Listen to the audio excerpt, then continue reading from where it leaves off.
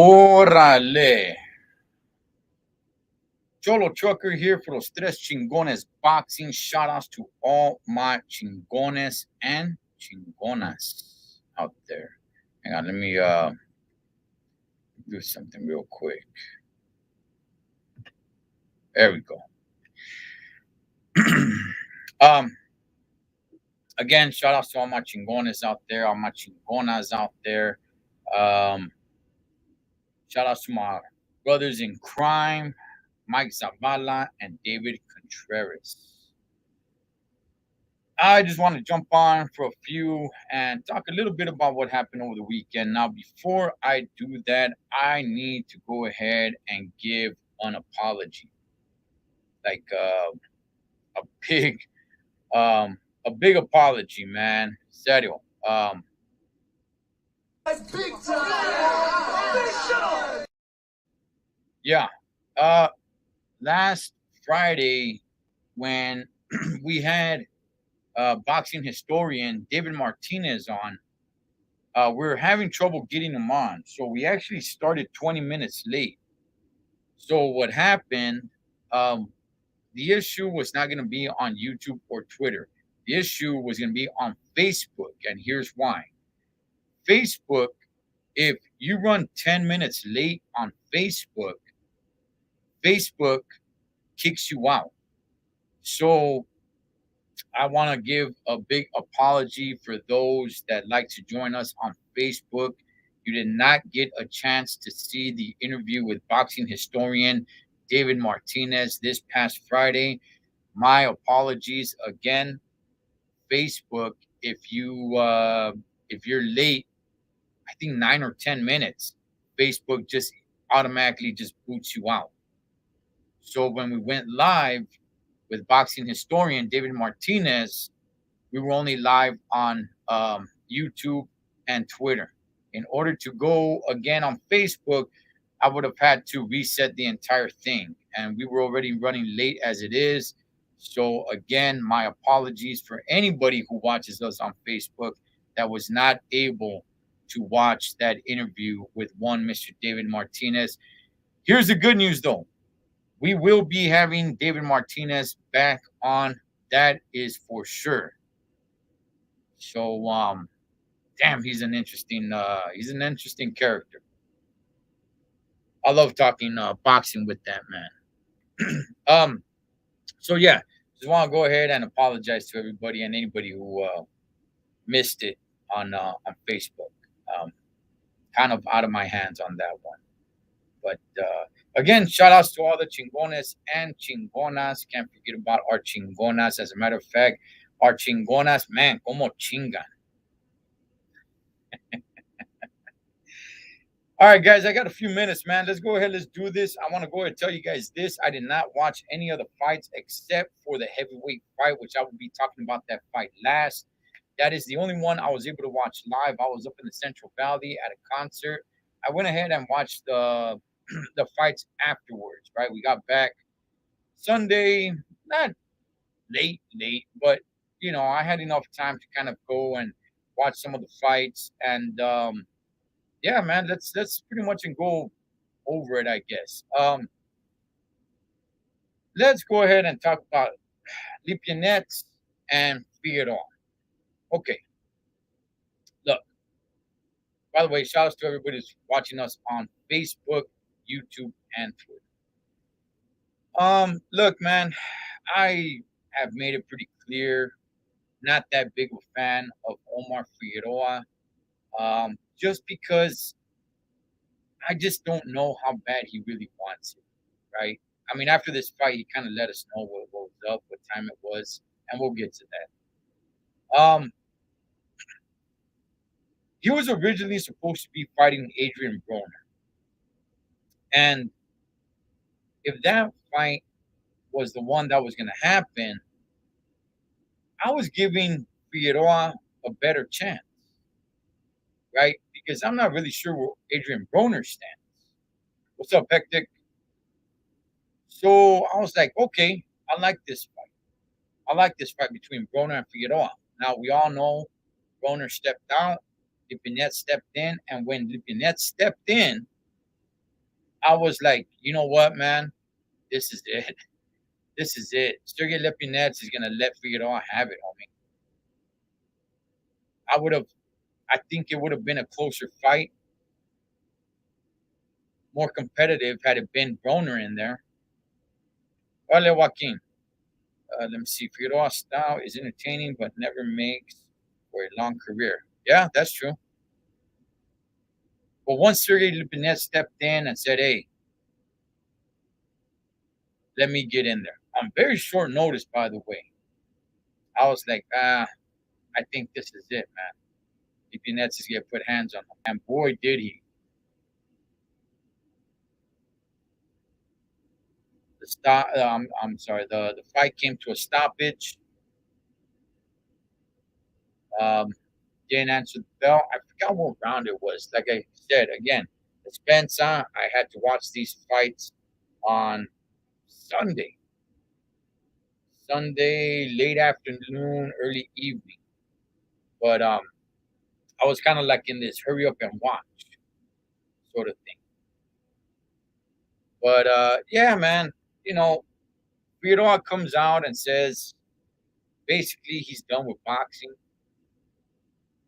And look, rightfully so. However, I'm going to go ahead and say this. I'm going to make this bold prediction. And I'm not really sure how bold it is, but I think he gets back into the ring. I don't think he comes back and has, a great career, but I think he gets back into the ring and, makes a nice little paycheck. He still has somewhat of a name, Holmes. Just because he's losing and he's lost, his name, I'm not going to say that he sells a lot of tickets, but he is somewhat known, right?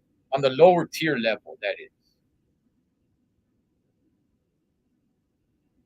So I wouldn't be surprised if maybe sometime like this time next year, we see him step back into the ring and, you know, get a paycheck out of it. But I think that is where Omar Figueroa's career is at. Brandon Figueroa, I like that kid. Omar, yeah, man. I agree with Joaquin right here. His style is entertaining, and it is. And I do like watching him fight. For one, I agree that style. You can't keep your career going with that same style, man, year after year after year. And second of all, it just seemed like he didn't really want it. It almost seemed like he was doing it because, wow, that's what he knows what to do. That's what he knows. And his family wants him to do it. And his family tells him that he can be great and everything like that. But apparently, he hangs it up. I'm going to say that a year from now, we see him back in the ring just for a fight, just to make a paycheck. Ain't nothing wrong with that. I'm not looking down on that. Ain't nothing wrong with that, man. But let's move on to Navarrete, right? Manuel Navarrete. Okay, so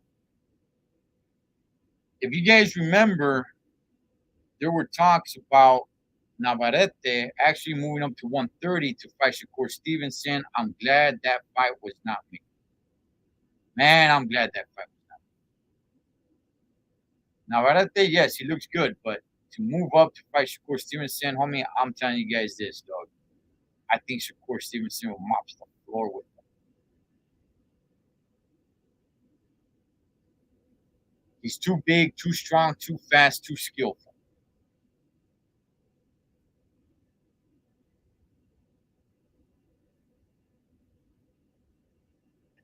What's up, Matador?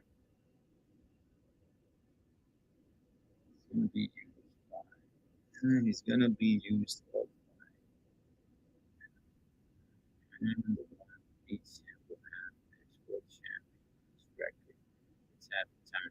Yeah, yeah, we're talking back about Figueroa, yeah, yeah. That's exactly what I see. I think Figueroa comes back maybe this time next year, fights somebody who's coming up, uh, puts him against a somebody that has a name. But yeah,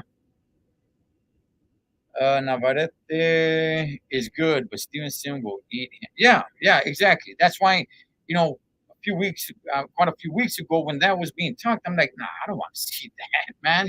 That's not. Come on, dog. Let's not do that. And by the way, Navarrete has to move up in weight for that to happen. So let's not do that. So he had this fight, man, over the weekend, and look, he looked good. He looked good. He got the stoppage. Still talking about moving up to 130. What was the stoppage? I think at the sixth round, I believe.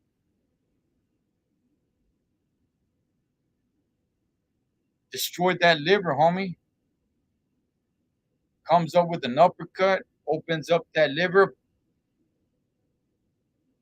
Pop goes the weasel. That was a wrap. I like Navarrete. I do.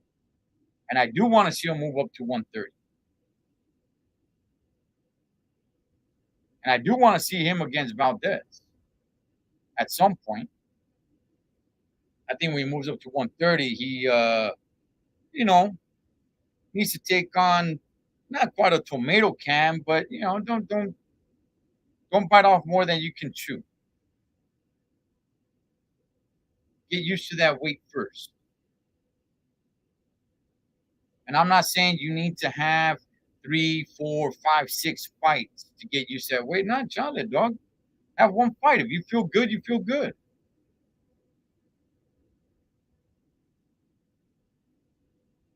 Because a fight between him and Valdez, homie, that is gold right there.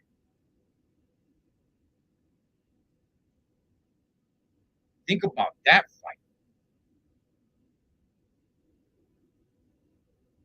That is what it's all about, homies. Seeing those two guys go at it.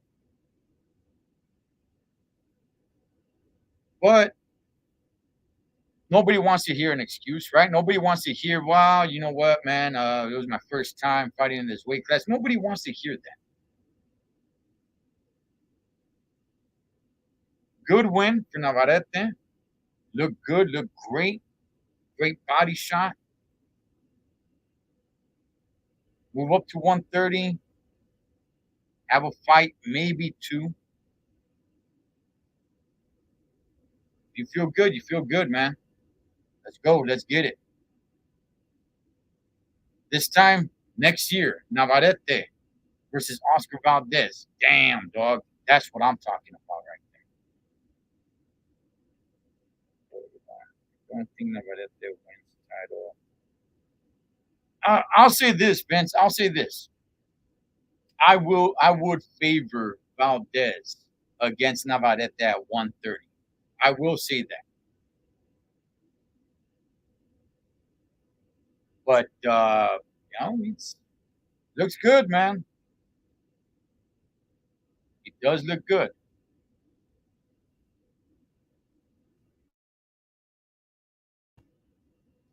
Spencer, guys, my throat's a little jacked up. But no, man, look, good fight. Navarrete, he's definitely entertaining to watch, and definitely keep an eye out on him and see what he does next. Hope, I hope he fights again this year. Do not take the rest of the year off. None of this. Oh well, I didn't really like what he was saying after the fight. I didn't like the whole. Oh well, you know what? I'm just gonna enjoy this one, and at some point I'll talk to my team, and we'll see what's best. It's like, come on, dog. I get it. You want to enjoy the win? I understand. We're not showing any hunger, dog. There's none of that of like, oh, you know what, man? I want the best fight. Okay, I'm gonna get together with my team. Obviously, I'm gonna enjoy this win. We're gonna talk about what's next, but definitely we're making some movidas. I didn't hear that from him. I just heard from him like, you know what, like, almost like you want some time off. At least that's what I got. Let's see. I think what I was losing right, until the KO, in my opinion. You know, Vince, you're not the only one. I thought he was winning the fight, but I thought it was a good one. I thought it was a good one. Now, again, I do want to say I was watching these fights like hurry up and watch. You know, I didn't get a chance to watch him live. I had to kind of like, you know, late Sunday. All right, hurry up, throw it on. The only one I got to watch live was the heavyweight fight. So I might need to go back and watch it. It was good. I liked it. But you could be right, Vince. I thought Navarrete was winning the fight, but I don't think it was like a blowout, man. What a way to open the body with that hook, though.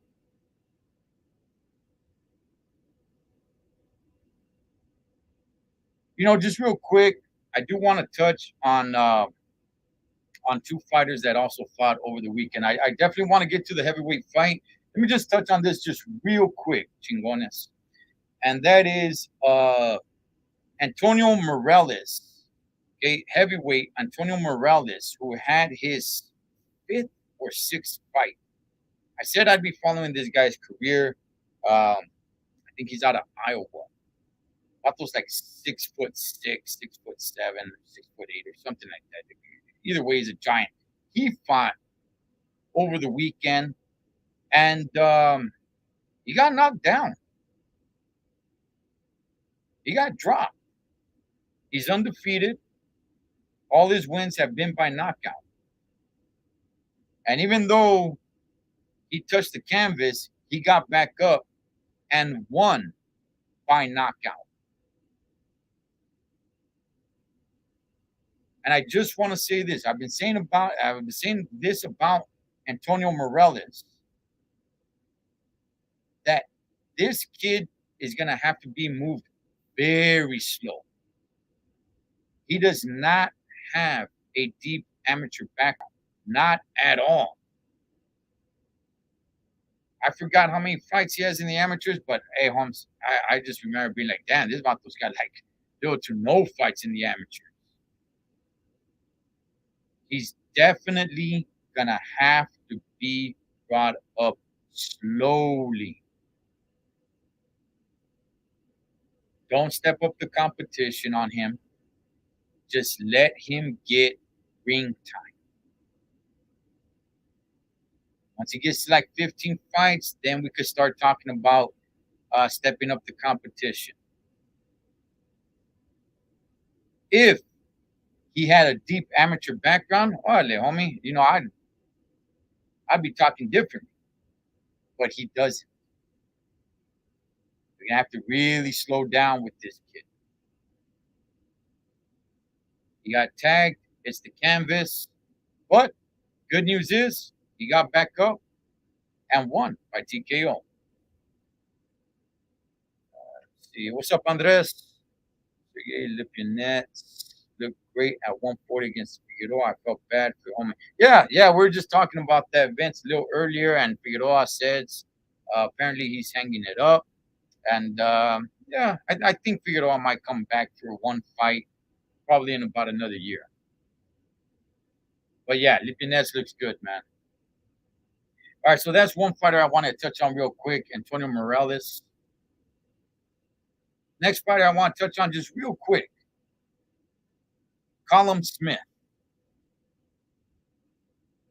You know, so many people are talking about certain fighters at 175. Nobody's mentioning Colin Smith. And I don't know if it's because Canelo put hands on him and that just kind of turned people off. Like, Colin Smith, who's he, right? But understand, man, Colin Smith was really, dehydrating himself to make 168. He goes to 175. He nearly kills somebody. I ain't making that up. He nearly killed someone. And over the weekend, he gets a victory, I believe, in 4 rounds.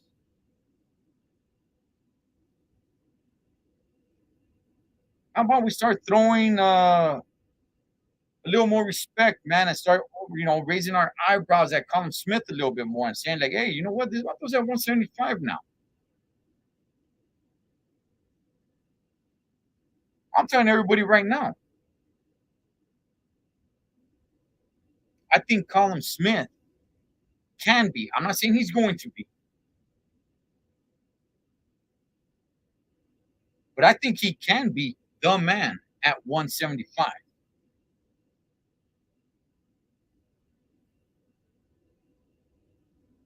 That talks about, better Biev, and now we know what's going on with that. Who knows when we see him fight again? Dimitri Bivol, I get it, rightfully so, man. He beat Canelo.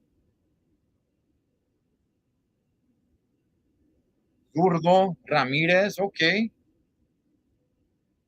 Talks about Benavides, David Benavides going up to 175. All right. Man, homie, what about Colin Smith? Does he actually need to kill somebody in the ring? Because he almost did. As a matter of fact, let me tell you guys this, okay? If Colin Smith moves back down to 168 and fights Canelo, I think Canelo beats Colin Smith. However, if Canelo fights Colin Smith at 175, I'm gonna be real with you guys, Holmes. I'm not so sure Canelo beats him at 175. 168, yes, I definitely believe Canelo beats him.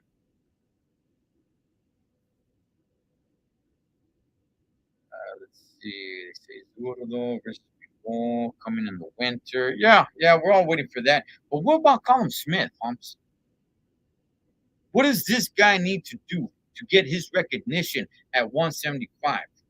I'm telling you guys, if Canelo, who beat the dog doodles out of Colin Smith at 168, if Canelo moves up to 175 to face Colin Smith, I'm not so sure Canelo beats him at 175. At 168, yeah, I still favor Canelo. At 175, I'm not so sure, Holmes.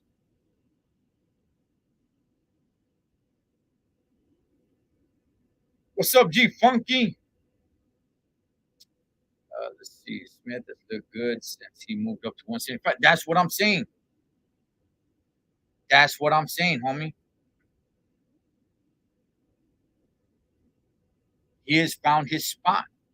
He's not dehydrating himself to make that 168. And when it comes to 175 pounds, when it comes to light heavyweight, nobody's talking about him. And he nearly killed someone in the ring.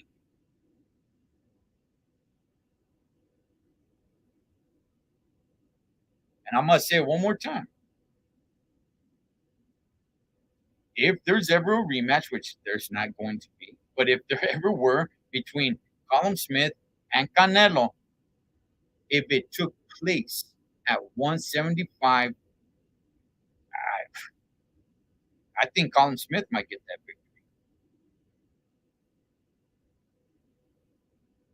Vince, I think Colin Smith versus any of these top guys at 175 would be great. And I would not think anybody is crazy to favor Colin Smith, to beat better Biev, to beat Zurdo Ramirez, to beat Bivol. Should David Benavides move up to 175?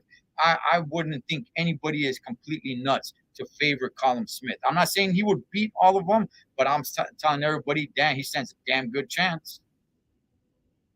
This ain't 168 dehydrated Colin Smith, man. This is 175 feeling his full power, his full strength. Colin Smith. Just the way he moves around that ring looks different.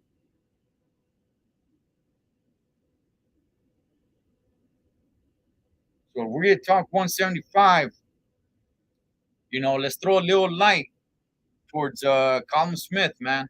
Because little by little, he's getting back up there.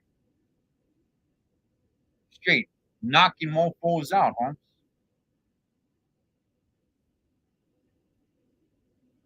But with that, guys, let's go ahead and let's get to the heavyweight main event that took place over the weekend. That being Alexander Usyk versus Anthony Joshua. Okay. So this is the only fight that Spencer. I got to see Colin Smith live. This is the only fight I got to watch live. Okay. I was up in the Central Valley, getting ready to go to a concert and everything. And because the time difference where the fight was at, I was actually able to watch this fight live. For one, damn it, dog. Can we go ahead and treat heavyweight fights like they're heavyweight championship fights, regardless of where they're taking place at? Like over here on this side of the world, it was like, who cares? I'm not talking about you. I'm not talking about the chingones and the chingonas.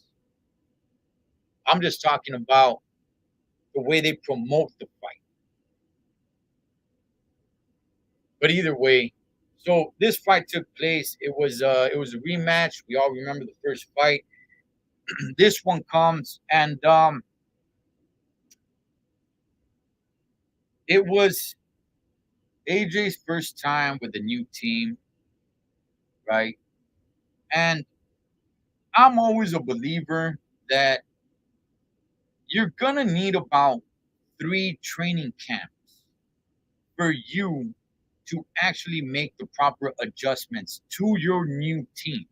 It's not just gonna happen with one training camp, with one fight.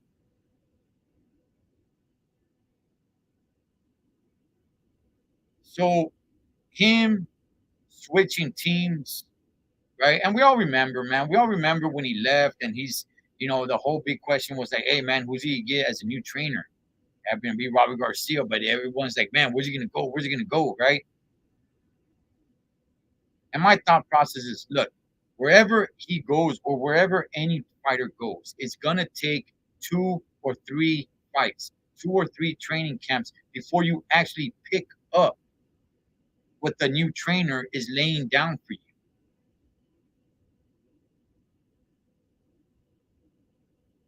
So Alexander Usyk, man, he still looked good. Look, I mean, Joshua, he brought a little bit more heat, sort of. I still think he's, you know, for what for what the heavyweight division is today. I still think he can compete. I still think he's a threat. Let me see. I put money on that fight, and I was a little scared that Joshua was going to pull it off. Didn't seem to run out of gas this time. Yeah, Vince. I will say this though, man. Okay, about Anthony Joshua. AJ definitely improved with Garcia. Yeah, I mean, he knew he was gonna have to be a little more aggressive. All right, let me say this, okay? Personally, I think AJ is going to have to cut some of that muscle mass. He looks very bulky, very squared. He bends his knees, but his body, his back looks like it's standing straight up.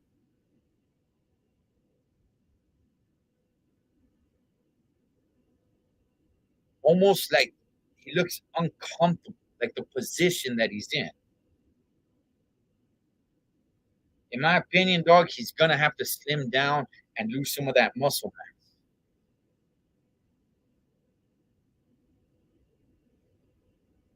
He had his moments. Don't get me wrong. He had his moments. He had his good moments. He did get Usyk, and he did tag him a few times, got him in trouble a few times. But as the fight was going on, I'm like, well, I know who's winning, and it's Usyk with this weird ass haircut.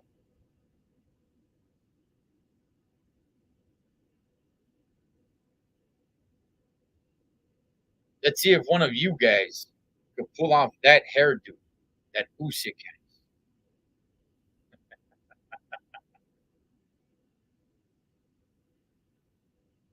has. Let's see. Yes, he seems too stiff. Moves like Herman Monster. Yeah, that's the thing, man. You know, obviously he looks in shape, man, and everything, but he looks too bulky. His back looks like he's standing like straight up. He just looks very uncomfortable. I think that's gonna hurt him, man. Especially if he's fighting somebody like a little bit shorter, like he's trying to. He just looked uncomfortable. He just looked uncomfortable. The position.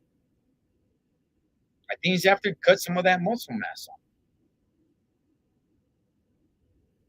Either way, Usyk comes out with the victory. AJ kind of has a little bit of a breakdown. Some people are giving him heat for that. I don't really care. That's fine. Go ahead, have a breakdown, man. Because here's the thing: when you lose two fights in a row and none of them are controversial, damn, dog, that just means the better fighter beat you, right? When you lost to Andy Ruiz, everybody could say, that's a one-hit wonder, right? Because what's Andy done ever since then? And by the way, Anthony Joshua, came back and beat him in the rematch. No questions asked, by the way. You actually did beat him.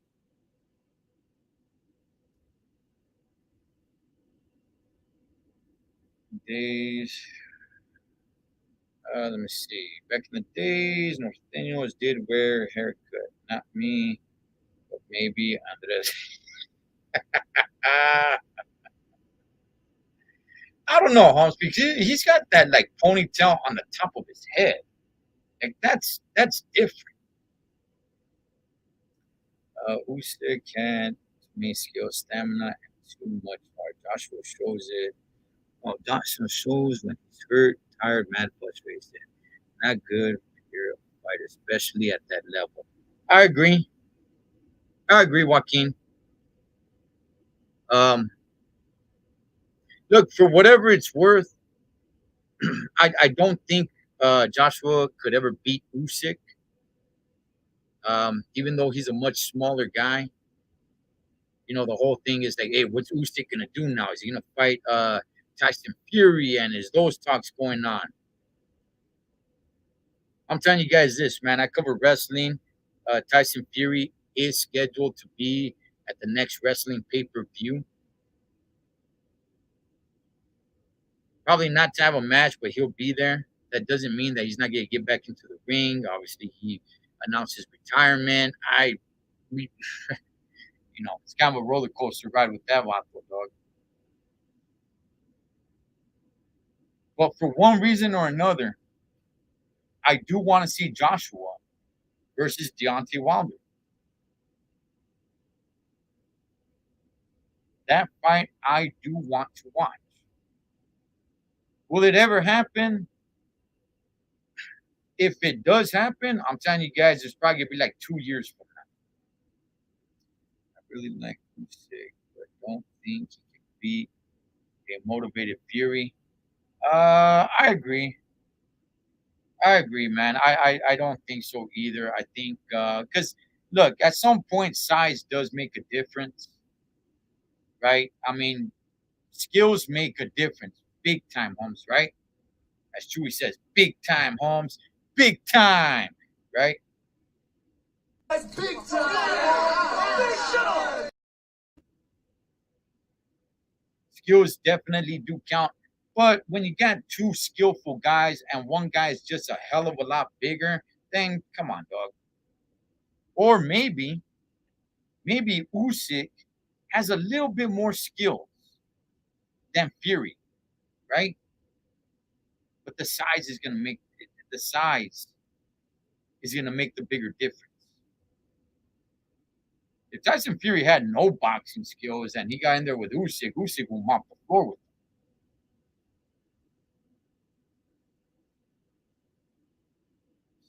Usyk. Ah, little David and Goliath right there.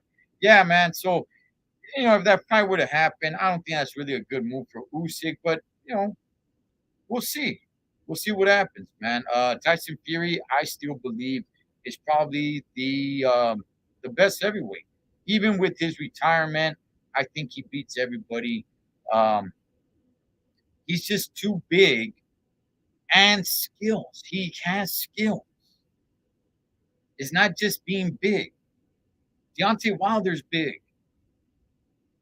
Not a lot of skills with that guy.